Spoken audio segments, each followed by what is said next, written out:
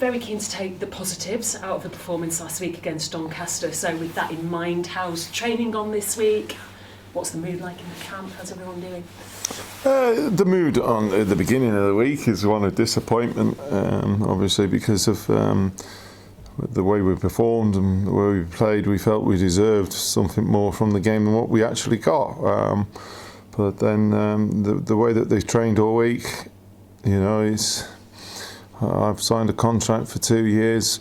It's not just for the short term, it's for the long term. So in terms of how we're going about training and how we're going about our work is because of something that I want to put in place for a long time now, and it's starting to show in games some of the things that we've been doing with the players in training.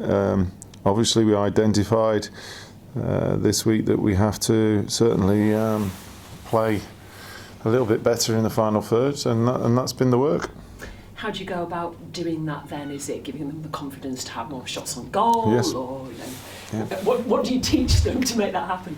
Yeah, it is. It's highlighting areas where we could have had more crosses going into the box and had more bodies going into the box, and certainly taking the opportunity to shoot. I was encouraging them all to shoot because it's a massive thing for the midfielders and not just the strikers, and it's something that we've incorporated in training this week, and I'm delighted to say that in training so far we've seen some wonderful goals going in, so hopefully that follows through till Saturday. Anybody in particular who's impressed you on that front? Yes, we saw some stunning goals this morning from Doyley, from Billy Clark, Jack Payne, George Miller's got a couple of good ones this as well, so the strikers have been doing well with it, and we need everybody to contribute. When they've not been doing it, is it fear factor that's creeping in that they're not having a shot? That's a good question. I don't think it's fear factor. I think it's, we probably sometimes are guilty of trying to have that one extra touch, or looking to set somebody up rather than just actually pulling the trigger. But again, it's something that we just continued this week with them, and the theme of playing in the final third. While we're talking strikers then, let's talk about Bristol Rovers. Johnson Clark-Harris seems to be going through a phenomenal spell at the moment. How do you rate him? How do you stop him? He's a good striker. I remember him back when I was under 23 manager at Blackburn. He came on trial. I think he got released from Coventry then at that time.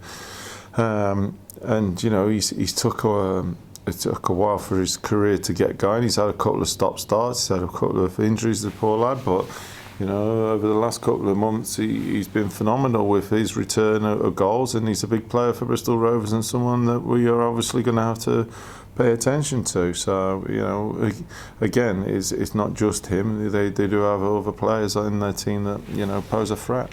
Is that always the danger, that when there's somebody like that that's grabbing all the headlines, there's so much focus on him, it comes to the detriment of looking after other players? Yeah, exactly. I heard Ole Gunnar Solskjaer the other night talking about Messi. You can't just plan to stop Messi, you've got to plan to stop the whole team, and that's exactly the same theory that we will go along with, with the rest of the group of Bristol Rovers. How dangerous are they then? There's a 10-point gap between you and Bristol Rovers, but they're still very much potentially getting dragged back into this relegation scrap. So how big a problem could they be? Well, I think they put themselves together with a good run under Graham, and they're at home, so they will be under pressure from their supporters to come out and perform. So we've got to be right. It's more a case of us focusing on ourselves. We spoke about 2 weeks ago about building off the Charlton performance. Some of the positive aspects are there.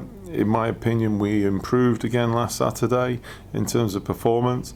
We've got to go and improve again in the areas that I've just spoke about, and then look to try and win the game. Which is great that the improvements keep coming, yes. And you're happy with that. Is the fear that you just might run out of games? Well, we've only got 5 left, so there will be get to a situation where we do run out of games, but hopefully, we continue to see the improvement, and that's what the focus has been with the players. Is just we've got to continue to improve. We've got to continue to work with them because, like I say, I'm not just here for the remaining 5 games. I'm here for the next season as well. So, regardless of what division people might think we might be in or not in, until it's confirmed, we're looking to, keep on improving and doing the utmost that we can to win the next game. Football management is not an easy gig. Are you still enjoying it? You seem to be. I love it. It's not an easy gig, but it's a hell of a job. It's a great job, and there's the excitement of Saturday already, and what ways that we can motivate, try and inspire these players. But and at the same time, my phone's not stopped all week with agents and people wanting to put forward names of players that they want to come and play for Bradford for next season, and that's exciting. I think, from what I'm told, the season ticket sales, in terms of how that are going, that excites me because the fans have been terrific, and what I'm hearing already is positive from that side. And we just got to keep the excitement going from my point of view, and look to continue to build in the summer. Quick word on the team. Yes. Sean Scannell, great to see him back. Brilliant. Finally last weekend. Has he come through this week okay? Brilliant. Yeah, he's looked stronger and stronger each session. And in these remaining 5 games, he will be a big player for us for sure. And just the brief cameo, I think the 20 minutes he had last week, he just showed you what we've missed in terms of pace and power, and that ability to get you up the pitch. And obviously then on top of that, you look at his quality as well that he possesses. He also strikes me as being the most laid-back man in the world. Is he actually the sort of presence that you maybe need at this time when the pressure's mounting? He can be laid back, but no, he can be vocal at the same time. And you just see last week what it meant to him to be back on the pitch, and how are you trying to take the game to Doncaster, and we'll be looking for him to do the same again on Saturday. And just with regard to the rest of the team, any other injuries? No, 1 or 2. There was 1 or 2 knocks and bruises, bumps and bruises in the beginning of the week, but no, we should be okay. Touch wood going into tomorrow's training. Yeah, so nothing fresh, nobody that you can rule out at this stage. That's great, thank you. As you said, you've been working on improving the shot taking in the final third. Yes. And the 1-0 defeats you've had recently have all come from similar breakaway things, like one moment of switching off. How can you counteract that in training? How do you... We create those scenarios.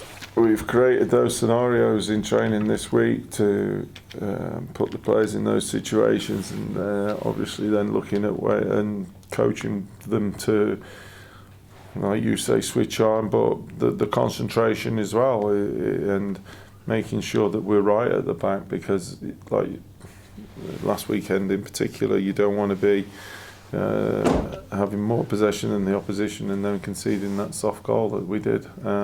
So that's the work that we've done this week, and I have to say they've been good at it and took it on board, and today's session as well was good. Because it is at the stage now, as you say, 5 games left. Yeah. You've got to win them all, really. And that means being fully awake, fully concentrated for 90 minutes. Yeah, look, listen, it's about personal sacrifices now in that sense. Is we've got to do everything that we possibly can to try and, like you say, the first focus is obviously Saturday, and after that we'll go game by game. But I think you're right. I think we've got to win the 5 games, and it's a simple equation. Cheers. When you sort of spell it out like that, is it easy to sort of convince the players that's the well, game? that's it now. Yeah. That's it. Beforehand going on, there's all this uncertainty of how many points you need and all that. The equation's simple now. We have to win 5 out of 5, I think, for sure. So we just got to concentrate on improving the performances, which we have done over the last couple of weeks, seeing signs of the work that we've done with them coming out in the actual games, and doing better in that final third. It's a bit repetitive from me, but that's what we have to do. It's quite good as the manager coach, because you are able to identify areas and then be able to go and work in those areas. You know, if there was something that was glaringly obvious, then you go and work on it. And obviously, the last couple of games, it has been for us in that final third. You said about obviously the 5 wins as such. I mean, before it was always about looking at the points and the points number. Is it almost a case of just forget the point, just concentrate on the 100%. No, yeah, can't. There's no point now. We can't worry about anybody else. Not that we did in the first place, but now it's such a simple equation. Numbers now, no, you just got to go win the game. Win the game, and then if we do that, then you're focused straight onto the Coventry one, and it'd be the same equation.